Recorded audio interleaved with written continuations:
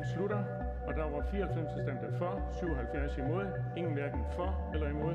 Og lovforslaget er dermed næste punkt på dagsordenen.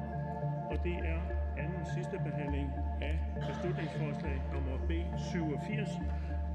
Tusind tak, og i Dansk Folkeparti er vi jo sådan set fuldstændig enige i det. Fra Socialistisk Folkeparti. Jeg giver nu ordet til fru Inger Støjberg fra Danmarksdemokraterne. Afstemningen den slutter, og der var 94 stemte for, 77 imod. Det er jo sandheden. Jeg er ikke vild med alt, hvad der står i